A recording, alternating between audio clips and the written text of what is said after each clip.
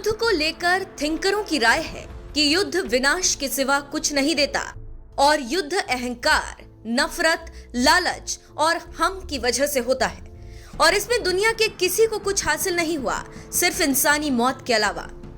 आप दुनिया के किसी भी युद्ध को बारीकी से देख लीजिए, जमीन का एक टुकड़ा अहम की लड़ाई से युद्ध भड़का है और ऐसा ही कुछ नगोर्नो काराबाख के लिए हो रहा है। हालिया भड़के युद्ध की जानकारी अगर हम आपको दें तो आर्मेनिया अजरबैजान के बीच फिर से शुरू हुए युद्ध में दोनों देशों के लगभग 100 सैनिकों की मौत हुई है। आर्मेनिया ने दावा किया है कि उसके कम से कम 49 सैनिक मारे गए हैं, जबकि अजरबैजान ने कहा कि उसे 50 सैनिकों का नुकसान हुआ है। इसी बीच अजरबैजान ने भारत को निशाना बनाते हुए आर्मेनिया को धमकी दी है और कहा है कि पिनाका रॉकेट और किलर मिसाइलों से कुछ नहीं होगा और हारना ही पड़ेगा। खबरों की माने तो बौखलाए अजरबैजान के राष्ट्रपति ने भारत की सख्त आलोचना की। अजरबैजान के राष्ट्रपति इल्हाम अलीयेव ने कहा कि आर्मेनिया को जो चाहे हथियार दिए जाएं, वे उसे बचा नहीं पाएंगे।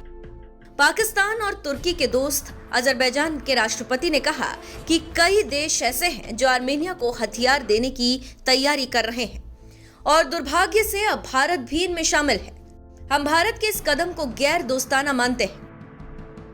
राष्ट्रपति इल्हाम अलीयेव ने एक इंटरव्यू में कहा कि आर्मेनिया को जो भी हथियार दिए जा रहे हैं उसे बचा नहीं पाएंगे। नगोर्नो काराबाख हमारी जमीन है, अंदर से या हमारी सीमा के बाहर से ऐसा करना हमारा वैधानिक अधिकार है। तो आप समझ सकते हैं कि क्यों भड़क गए हैं अजरबैजान के राष्ट्रपति। यहाँ पर कुछ आंकड़े बताते चलें जिससे आपको समझने में आसानी होगी। ऐतिहासिक फैक्ट के अनुसार आर्मेनिया और अजरबैजान 1918 और 1921 के बीच आजाद हुए। उस समय ही सीमा विवाद के कारण दोनों देशों में दुश्मनी पैदा हो गई। अजरबैजान का दावा है कि आर्मेनिया ने उसके इलाके पर कब्जा जमा रखा है, जबकि आर्मेनिया इस दावे को नकारता है। प्रथम विश्व युद्ध के खत्म होने के बाद आर्मेनिया, अजरबैजान और ट्रांस कॉकेशियन फेडरेशन वर्तमान में जॉर्जिया सोवियत यूनियन में शामिल हो गए।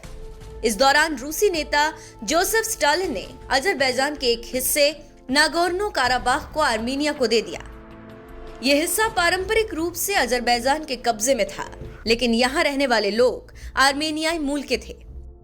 उस वक्त तो सब सोवियत संघ से डर के चुप रहे, लेकिन जैसे ही यूएसएसआर टूटा, फिर आर्मेनिया अजरबैजान के बीच तलवारें निकल पड़ी और आज हालात क्या है आपके सामने। तो आप समझ गए होंगे कि क्यों लड़ाई हो रही है, लेकिन जो मुद्दा है उस पर आते हैं, जिसको लेकर बवाल मचा है। जानकारी देते चले कि भारत और आर्मेनिया के बीच 2000 करोड़ की हथियारों की डील हुई है। इसके तहत भारत अपने बेहद घातक Pinaka rocket launcher, anti tank rocket और कई तरह के विस्फोटक सप्लाई करने जा रहा है। भारत पहली बार आर्मेनिया को घातक हथियार देने जा रहा है। इससे पहले भारत ने आर्मेनिया को स्वाति रेडार दिया था। इस रेडार की मदद से अजरबैजान की तोपों के गोलों का पता लगाया जा सकता है। भारत ने चीन और पाकिस्तान की सीमा पर इस रेडार को तैनात कर रखा है।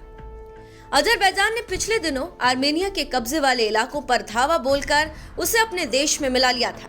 अजरबैजान को तुर्की और पाकिस्तान हथियार देते हैं। तो आप समझ गए होंगे कि क्यों अजरबैजान बौखलाया है और इसका कारण क्या है। अगर आर्मेनिया के खिलाफ अजरबैजान को पाकिस्तान, तुर्की हथियार देते हैं तो ठीक है और वही काम भारत करे तो ठीक नहीं। लेकिन कहना होगा कि भारत के हथियारों की ताकत ही है कि अजरबैजान के राष्ट्रपति की नींद हराम हो गई है। देखना होगा कि युद्ध के मैदान में आर्मेनिया क्या कमाल करता है और क्या करती है पिनाका।